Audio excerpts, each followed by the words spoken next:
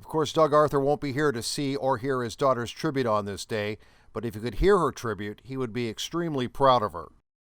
Well, I'm just really sad and heartbroken that my dad is no longer with us. You know, he really loved his family and life, and he's no longer here to be with us, so I'm just heartbroken.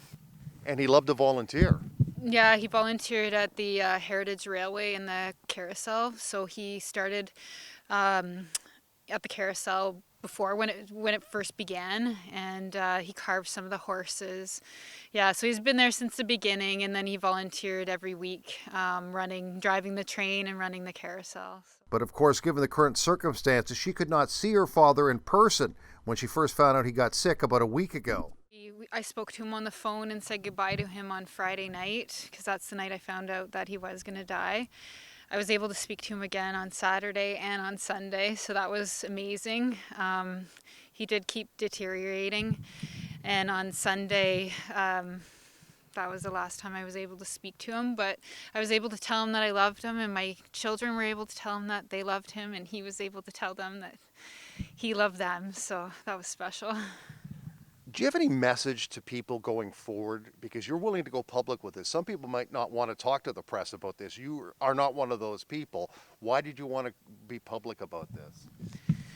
Well, I just want to put a face to the stats. Like, my dad's not just a number. He was a person, and he was important in this community.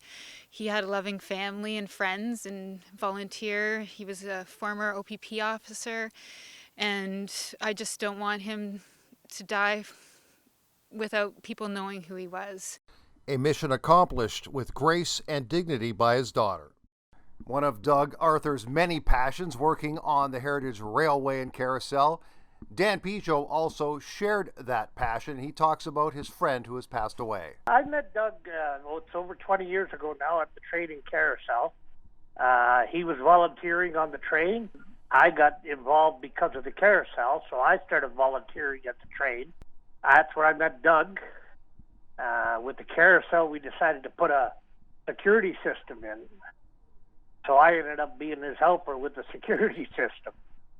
And he looked after security for quite a long time. And now, Dan, he comes from a policing background, so certainly he liked things a certain way just from his occupation. So what professionalism did he bring to that organization down at the waterfront?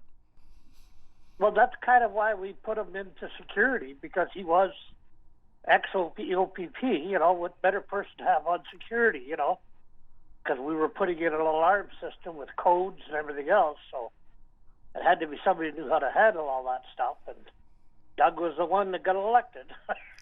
And you have talked with him leading up to his unfortunate passing. Can you just share what conversations you had with him that you're able to share with us? They were very minimal. It was just basically to let him know that we were all there thinking of him.